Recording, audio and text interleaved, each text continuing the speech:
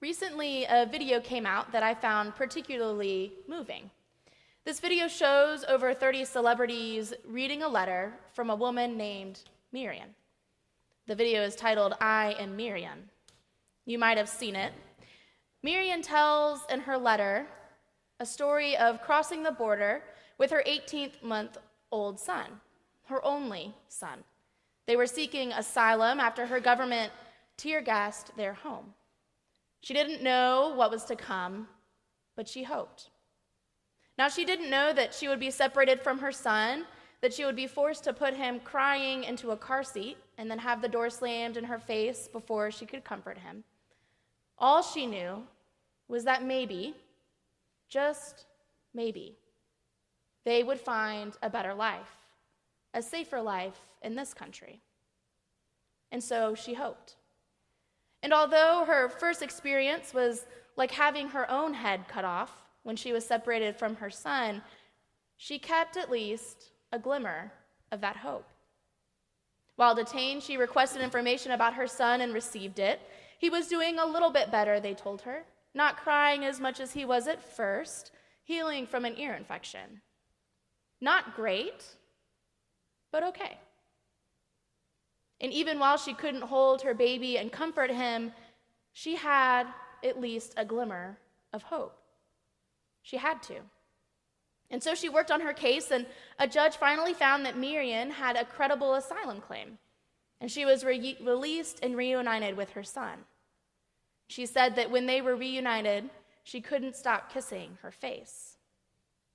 Miriam had hoped, and she had not hoped in vain. She was hopeful of the life that they will now have, even though they experienced what they did. She's hopeful that she can help keep others from going through that experience. Miriam is hopeful. Now, this kind of story is why we need the gospel. We need the hope that it offers and the salvation that it promises. We very much need Jesus. And a gospel that is full of love and hope. A gospel that leads us down the path of doing what is right. And a gospel that reminds us that we are loved by God even and especially when we mess up. And boy, do we mess up. We try to determine things that are outside of our realm of control. We get caught up in what we can and cannot do, and we do things that we shouldn't. All of us, each and every one of us, can fall into that trap. And that is why the gospel is so great. That is why we need it so badly. Because through all of the things we do, the gospel brings us hope. It reminds us of who we really are. And that though the world seems to be stuck in cycles of evil, there is something that can lead us into a different world. There is something that is a beacon of light in a dark and broken place. But sometimes we forget to hope. We forget what the gospel teaches us and what it promises us. We get sucked into that darkness, and we begin believing that that is all there is. That anger and desperation and uncertainty is all we have to live for and to expect. And in those moments, we become reactionary. We do things out of fear instead of hope. We try to win some of the power back, trying to look good, or maybe even more so, trying to keep ourselves from looking bad. Now, from the moment that John the Baptist uttered a word against the marriage of Herod Antipas and his brother's wife, Herodias, she said the proverbial, "Oh, heads will roll," and they did. Well, she didn't actually say those exact words, but you get my drift. She definitely said whatever would have been common to convey that same meaning in that time. She had it out for John. She wanted him gone. After all, he was speaking against her marriage, condemning her for it because she married her husband's brother and uncle. And John the Baptist was adamant that it was against Jewish law, which it was. Herodias didn't like that he was so outspoken about that, and she was willing to go out of her way to see that he be taken care of. Now, for a little while, it doesn't look like she's going to get her wish. Herod arrests John, but refuses to do anything more because he fears John, knowing that he's a holy man and that his death might create an uprising from his many followers, Herod isn't quite willing to off him just yet. Maybe Herod even likes what John has to say a little bit. Maybe Herod had a glimpse of the message that John had to offer and doesn't hate it so much.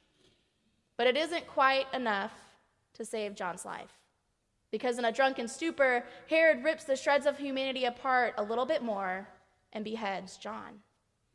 In an attempt to not look weak, he sends his men to kill John in his jail cell and bring his head to the party, all to fulfill an oath. Not because he all of a sudden decided that's what had to be done, but because he promised his stepdaughter anything she wanted. And after conferring with her mother, who used the situation to her advantage, she asked for John's head on a platter. Now, I imagine that would have turned a fun birthday party into a gruesome one, especially because Herod, who didn't actually want to kill John the Baptist, was afraid of what it would look like if he didn't, if he broke that oath to Herodias. He was afraid of looking bad, and he was willing to steal a life away for his own purpose, his own power. Off with his head, Herodias insisted, and she got her way. Putting John the Baptist down made her feel greater, more secure in her life. That's what happens when we fear the unknown.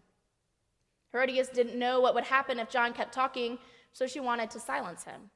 She didn't know enough about him, so she took drastic measures to make sure that she wouldn't have to find out. That kind of story is why we need the gospel of Jesus Christ. A gospel that promises to make all things new. A gospel that takes our fears and uncertainties and exchanges them for certainty in the resurrection, for hope. We need the gospel to remind us that though we are broken too, there is something much greater that heals us.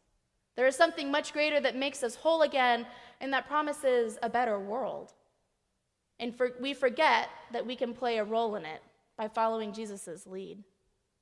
We need the hope of the gospel, hope like John the Baptist had, hope like Miriam's, and we need what it teaches us. To love our neighbor, to treat all people with dignity, to welcome the stranger. Earlier this week, I was reminded of a hymn that we sing on Maundy Thursday here. The gist of it is this line: "Will you let me be your servant? Let me be like Christ to you." So how can we be like Christ to those who need it most? To the Miriams of the world, to the John the Baptists of the world, to the downtrodden, the broken, those in the pits of despair, as well as to the Herods, to those who live in constant fear of how they stack up or how they are viewed. How can we be like Christ to the sick and the destitute, to those hurting among us? Well, I'll tell you this. After Herod beheads John the Baptist at this exclusive and guarded birthday feast, we soon come to the feast of Jesus. And that is a grand feast with no strings attached, where everyone is welcome and there's no head table. It's a feast where everyone is equal and hopeful, and where they share the gospel with each other. Now, Jesus welcomes everyone to his feast. It's a feast of hope and love and respect. We know this because the gospel brings us that good news. The news that we are Christ's own, that the gospel is good. And thank God we have it, because it reminds us just who we belong to and what we have to hope for. Hope in a unified body, hope in the love and salvation of Christ, and hope that we can walk in the way that Jesus leads us. Amen. Amen.